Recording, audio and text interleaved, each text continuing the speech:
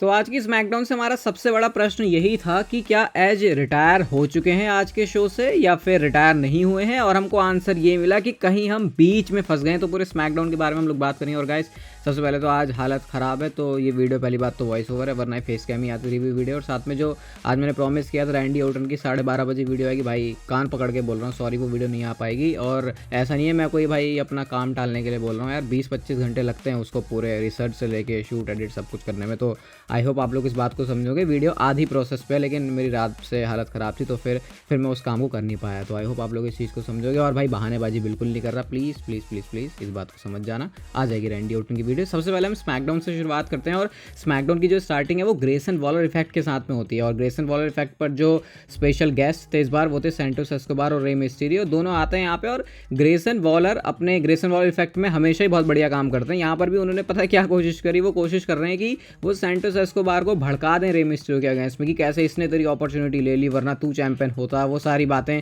Santos Escobar को ऐसे बोलते हैं कि भाई इसको चढ़ा दो जरा, क्या पता है रे मिस्टीरियो के ऊपर कुछ अटैक वटैक कर दे या फिर इनके बीच में दरार डाल दें। लेकिन सैंटोस एस्कोबार बोलते हैं भाई ये मैन है, ये मिथ है, ये लेजेंड है, ये मेरा मेंटोर है, ये मेरा फ्रेंड है, और ये है यूएस चैंपियन रे मिस्टीरियो। ऐसा बोल के क्राउड जो बहुत अच्छा रिएक्शन भी देता है इस चीज़ के बारे में। और फिर आगे जाके वो एक्सप्लेन करते हैं भाई तेरे को ऐसा कुछ बोलने की ज़रूरत नहीं है। वो ऑस्टिन थ्योरी के बारे में बात करते हैं कि इस बंदे की वजह से सारी प्रॉब्लम हुई है, उसने आके जो अटैक किया था आपको पता ही है, कैसे सैंटोस एस्कोबार का मैच से जो है स्पॉट छीन गया था। उसके बाद ऑस्टिन थ्योरी आते हैं और वो कहते हैं उनके साथ बहुत गलत हुआ है, उनके साथ ज्यादती हुई है। वो रिंग में आके बोलते हैं एडम पियर्स अभी आओ और मेरे को ये चैंपियनशिप सीधा अभी थमा दो, क्योंकि ये चैंपियनशिप मेरे पे बिलोंग करती है, ना कि रे मिस्टीरियो पे या फिर सैंटोस एस्कोबार जो भी ये बातें कर रहे हैं। अब ऐसा करते करते क्या होता है, एडम पियर्स बाहर निकल के आते हैं और एडम पियर्स के कुछ बोलने से पहले ही एले नाइट का थीम सॉन्ग प्ले होता है। और जैसे ही वो थीम सॉन्ग प्ले हुआ क्राउड हो गया बहुत ज्यादा खुश। एले नाइट यहाँ पे आके एक बहुत बढ़िया सा आइडिया देते हैं जो कि टोरंटो के क्राउड को बहुत ज्यादा पसंद आता है। वो कहते हैं चल एक मैच करते हैं, ऑस्टिन थ्योरी रिंग में ही है, मैं भी यहाँ पे ही हूँ, एडम पियर्स को ना एक मैच करते हैं, टाइटल शॉट मिल जाएगा यूएस चैंपियनशिप के लिए, हम में से जो भी जीतेगा। तो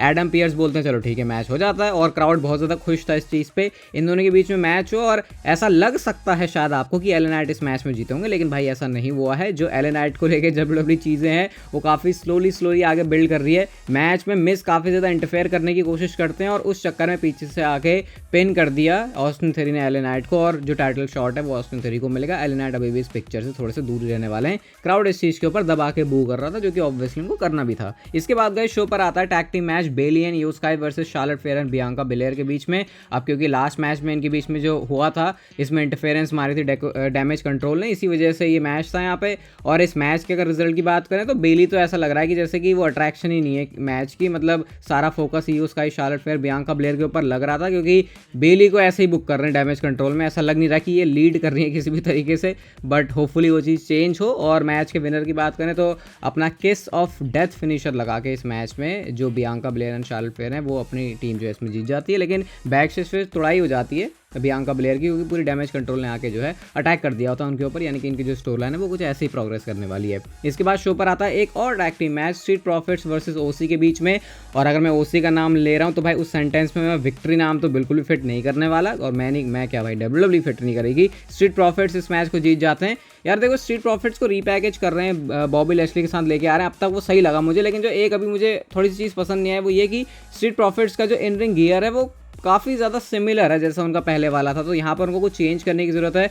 और एंजेलो डॉकिंस को भाई कोई अच्छा सा फिटनेस ट्रेनर पकड़ाओ, क्योंकि अब अगर कैरेक्टर में चेंज हो रहा है तो थोड़ा सा उनको फिजिक में भी चेंज करना चाहिए। उनको देख के थोड़ा अजीब सा लगता है भाई, मतलब इतने हट्टे कट्टे, जैसे मॉन्टेस फॉर्ड ने भी काफ़ी साइज़ गेन करके अपना भाई अच्छी फिजिक बना ली है। पहले थोड़े से लीन लगते थे, अब वो बल्कि लगते हैं। और बॉबी लैशली जब लीडर है तो भाई हो सकता है उनकी छत्र छाया में थोड़ा सा काम बन जाए। ऐसा नहीं कि भाई उनको करने की बहुत ज़्यादा ही ज़रूरत है, लेकिन वो एक और फ्लेवर ऐड कर देगा एंजेलो डॉकिंस में। क्योंकि अगर आप देखो तो पूरे ये जो बन रही है हर्ट बिजनेस है, फिर जो भी इनकी फैक्शन बन रही है उसमें वीक लिंक एक एंजेलो डॉकिंस ही नजर आ रहे हैं। एंड शायद उनकी फिजिक की वजह से भी उनको लोग इतना सीरियस नहीं लेते, but yes in ring skill तो उनकी है बिल्कुल उसी लेवल पे जैसे होनी चाहिए। इसके बाद गाइस हमको बैक स्टेज से पॉल हेमन भी दिखते हैं और केला ब्रैक्सन आके उनका इंटरव्यू लेती हैं और वो रूमर्स के बारे में बात करती हैं, रोमन रेंज के रूमर्स के बारे में, जिमी ऊसो के रूमर्स के बारे में, जे ऊसो के रूमर्स के बारे में। पॉल हेमन को भाई बात चुप गई, उनको बात ऐसे चुप गई कि भाई हमारी फैमिली का मैटर है, तुम रूमर्स लेके क्या आ रहे हो, तुमको इसलिए बात करनी क्योंकि वो रोमन रेंस के कजिन्स है, इसलिए तुम रूमर्स लेके आ रहे हो। चलो तुम्हारी फैमिली के बारे में बात करते हैं। उनके बाप, बेटा, भाई, दादा सबको उन्होंने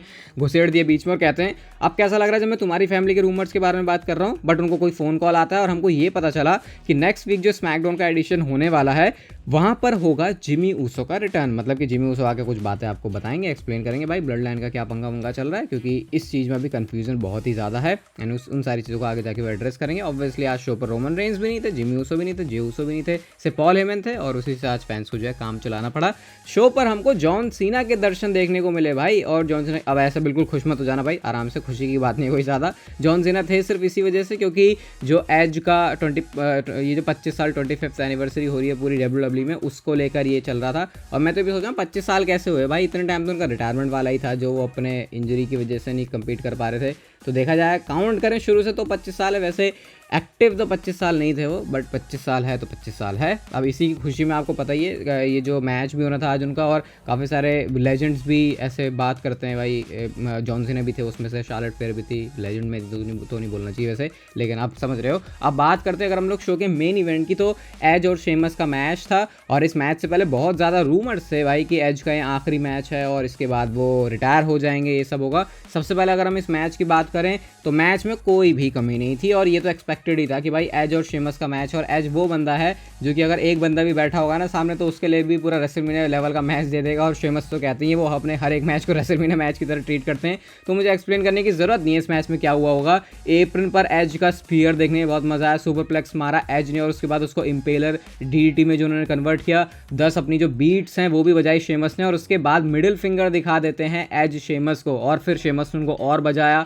एज थप्पड़ बजा रहे हैं शेमस को, बिल्कुल फील हो रहा था भाई बंदे लड़ मरने को तैयार हैं और जीतने को तैयार हैं। वाइड नॉइस लगाया उन्होंने मिडिल रोप से, शेमस ने अपनी नी और ब्रो किक दोनों मारी, बट उसके ऊपर एज किक आउट कर देते हैं। एज ने भी स्पीयर मारा और उसके ऊपर भी शेमस ने किक आउट कर दिया। तो मेरे एक्सप्लेन करने से आपको समझ में आ रहा होगा ये किस लेवल का मैच था। और जो एंड का सीक्वेंस था बिल्कुल मैच का, जब स्मैकडाउन खत्म होने में 1-2 मिनट ही थे, तब हमको ये चीज़ देखने को मिलती है जब कॉर्नर पर दोनों ही सुपरस्टार्स होते हैं, एक स्पीयर की तैयारी कर रहा है, एक ब्रो किक की तैयारी कर रहा है, लेकिन एज का स्पीयर कनेक्ट हो जाता है और पिन फॉल से उन्होंने अपने इस मैच में हरा दिया शेमस को। लेकिन अब सबसे बड़ा सवाल ये आता है कि क्या एज इस मैच में रिटायर हो गए हैं, क्या WWE से उनकी रिटायरमेंट है, क्या ये उनका आखिरी मैच था। तो गाइज ये सारी कहानी, इस चीज़ की जो असलियत है वो हमको पता चलती है स्मैकडाउन के ख़त्म होने के बाद, जब टोरंटो के क्राउड को एड्रेस करते हुए एज ने ये बात बोली, जो कि मैं कह रहा हूँ कि अभी मेरे लिए भी थोड़ी सी कंफ्यूजिंग है, लेकिन फिर भी मैं इसका क्या कंक्लूजन निकालता हूँ वो भी आपको बताऊंगा। एज ये बोलते हैं कि ये मूवमेंट को काफ़ी इंजॉय कर रहे हैं और उनको पता नहीं कि जब वो बूढ़े हो जाएंगे तब वो किन चीज़ों को याद रखेंगे या फिर नहीं, लेकिन ये जो वो कर रहे हैं ये पहले तो उन्होंने इमेजिन नहीं किया था इतने टाइम में रिटायरमेंट से बाहर आने के बाद, और वो इसको काफ़ी मस्त और मज़ेदार फील कर रहे हैं। लेकिन अब उनकी बॉडी जो है जवाब देना शुरू कर गई है और उन्होंने कहा कि ये लोगों के सामने उनका आखिरी मैच है। अब गाइज ये चीज़ उन्होंने कही है स्मैकडाउन के खत्म होने के बाद ऑफ एयर में, जो कि सिर्फ टोरंटो के क्राउड के लिए था। तो जितना मुझे समझ में आ रहा है तो एज ने, क्योंकि ये कहा था कि उनको अपना होम टाउन में रेसल करना था आखिरी मैच, अब शायद वो चीज़ उनके लिए पॉसिबल हो नहीं पा रही क्योंकि शायद अभी एज का रिटायरमेंट नहीं है, क्योंकि उन्होंने कहा भाई तुम लोगों के सामने मेरा यहाँ आखिरी मैच है। उन्होंने WWE का लास्ट मैच नहीं बोला, रिटायरमेंट जैसी कोई टर्म का वहाँ पे यूज़ ही नहीं हुआ। तो फिर यहाँ से मुझे तो ये समझ में आ रहा है कि भाई एज का भी ये रिटायरमेंट नहीं है, ये सिर्फ उनका टोरंटो वाली क्राउड के सामने आखिरी मैच है। और शायद नेक्स्ट टाइम जाके एज को पता नहीं है कि क्या उनका मैच कभी होगा या फिर नहीं उनके होम टाउन में, इस वजह से उन्होंने अपना जो मैच है उसको सेटअप किया था। और अभी शायद एज की टाटा बाय बाय नहीं हुई है WWE से, ऐसा मुझे समझ में आ रहा है। अब अगर ऐसा भी हो सकता है कि एज को अगर मौका ना मिले तो वो सीधा ही रिटायर हो जाएं, बट इस पॉइंट पर एज का ये कहना है अपने इस लास्ट मैच के बारे में। मैं तो भाई जिस तरीके का मैच एज का देखा है, मैं तो चाहूँगा भाई कंटिन्यू करते रहो तुम, अभी तुम्हारे में बहुत ज़्यादा तुम्हारी मशीन में तेल बाकी है और ये चलता रहेगा बस ये। बट हाँ वो भी है भाई, बंदे को अपनी हेल्थ भी देखनी होगी। बाकी मुझे तो बहुत मज़ा आया ये चीज़ देख के, और मेन इवेंट में तो सच में मज़ा आया। ये वीडियो गाइस अगर आपको अच्छी लगी तो उसे लाइक शेयर सब्सक्राइब और नोटिफिकेशन बेल को ऑन कर दो, and I will see you guys in my next video. आज वीडियो नहीं है उसके लिए सॉरी यार।